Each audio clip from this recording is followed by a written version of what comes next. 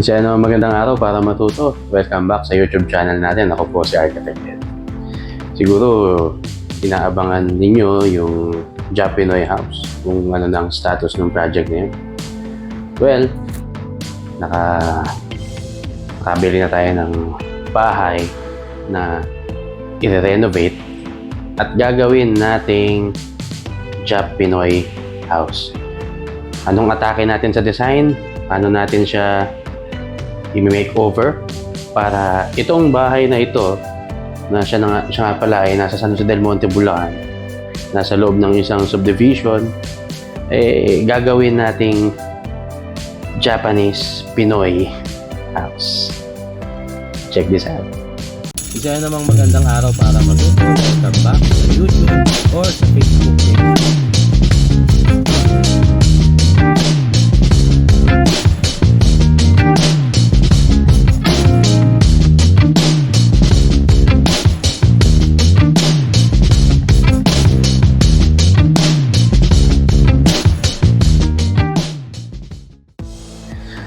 Kung matagal ka ng viewer dito sa channel or subscriber, check na alam mo yung Japinoy House na project natin. Recently, nagpunta ako ng Japan, na-inspire ako sa mga bahay doon. No? Napakasimple, basic na basic, very functional, at matindi, no? Maganda yung quality ng trabaho nila. Dahil nga, madalas nililindol dun sa bahay, doon sa bansa na yon. No? Pero yung mga bahay nila, lightweight at na-withstand nila yung malakas din doon. No? So, yan ang isa sa mga naging inspiration ko sa susunod na project na gagawin natin ngayon, which is Japinoy House. No? Ang gagawin natin doon sa Japinoy House, yung lumang bahay, i-renovate natin. In this case, dito sa bahay na ito na nabili natin ay gagawin natin siyang 2 stories. Gagawa natin siya ng 3 bedrooms. Gagawin natin siyang maganda ang ventilation. Talagang iibahin natin talaga siya. No? Compared dito sa present na itsura niya ngayon. No? Ang maganda dito, nagustuhan ko dito sa bahay na to, meron na siyang mango tree sa harap. Ano kaya magandang gawin sa mango tree na yun? Tingnan natin. Pero ipakita ko muna sa inyo kung ano ang magiging istorya ng floor plans. Itong property na ito ay mayroong existing na single-story house. Ang lot area ay nasa mga 57 square meters. At yung 57 square meters na yun, may bonus pa yan sa harap. No? Para siyang corner house dahil yung harap niya ay road. Actually, yun nga yung parang side Kasi yung front niya, yun yung alley. No? Ang kasya lang sa alley na yun ay siguro tao lang. No? Pero may kalaparan din, mga 2 meters yung lapad ng alley. No? Tapos yung kalsada ay nasa mga 5 meters. No? Tapos ang unahan nun, bakante. No? Kasi creek siya. No? So wala siyang katapat. No? Walang katapat yung bahay na ito. And meron nga siyang mango tree. So, ano ang gagawin natin sa bahay na ito? Gusto natin siyang maging compact. Kasi ang liit niya Hindi naman siya ganun kaliit, no? Dito nga pala sa subdivision na to, ang average sizes ng mga property, ng mga lote, is between 50 to 80 square meters. No? So, ito yung masasabi natin nasa average 57 square meters kagaya nitong property na ito. Ngayon, inaalaw dito sa lugar na ito yung setback niya sa harap ay hindi na kagaya ng standard. No? Kasi nga, nung tinayo yung mga bahay dito, ito nga pala ay meron ng existing na mga economy houses. No? At ang setback na lang nila sa harap ay 2 meters. No?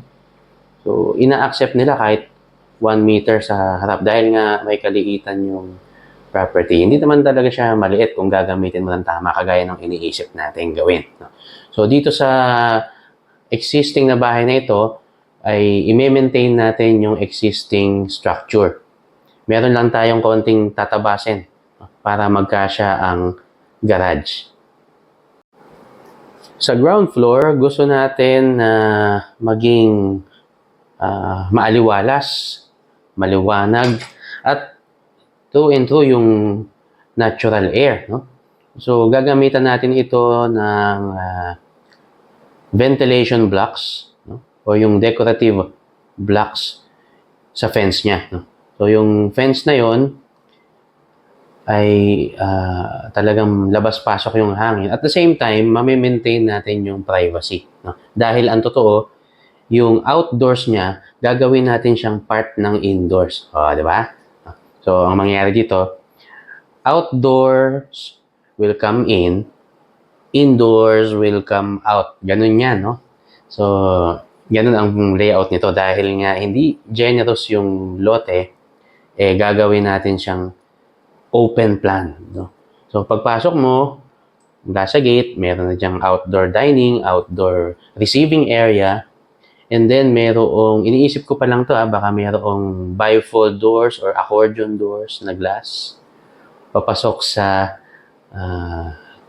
living room, and then merong breakfast nook, merong magandang kitchen, then stairs going up. Meron din siyang powder room kagaya ng mga Japanese toilet and wash basin, and then may space para sa washing machine.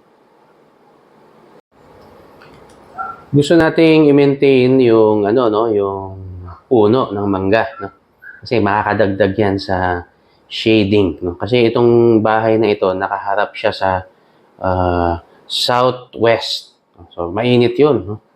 So i-maintain lang natin, i-trim natin siguro para hindi ganun ka-wild yung kalaki yung scope noong puno, no? Pero i-keep natin siya, no? Gagawin natin siyang design element. Gagawin natin siyang focal point ng bahay na ito.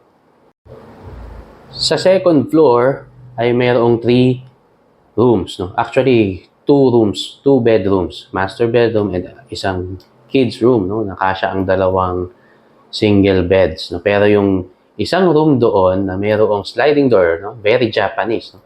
Sliding glass ang iniisip ko dyan na door. Or baka gawin ko siyang sliding translucent glass or any translucent material, no?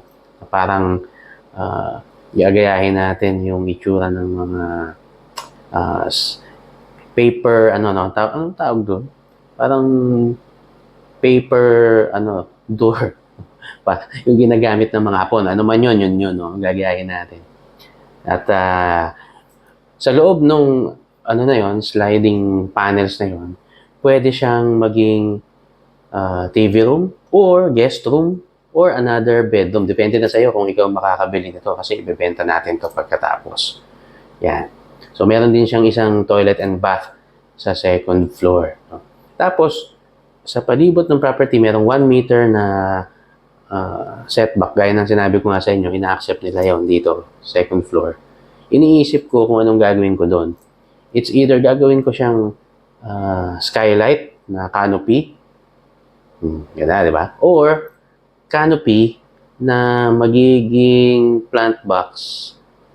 Later on, manganganak pa ng idea to as we go along. So, i-update ko kayo from time to time.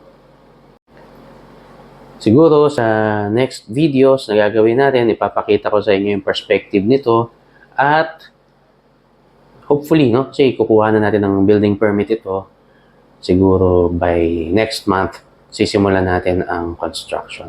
So, gaya na nabanggit ko, ito ay ibibenta natin after nating matapos. So, habang ginagawa natin, baka magandahan kayo. Gusto nyo nang bilhin, pwede nyo gawin nyo, no? Later on, ibibigay ko yung details kung paano nyo pwedeng maging sa inyo itong Japinoy house na ito. And hindi ito yung first, no? Ito ay magiging series of projects at pwede kayong maging part. Pwede kayong maging part ng projects na ito. No?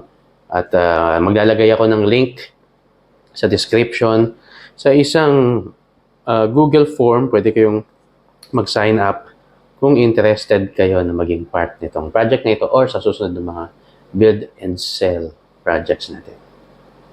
Maraming salamat. Hanggang sa susunod. Kita-kita po ulit tayo. Ako po, si Architect Ed. Ingat! Bye!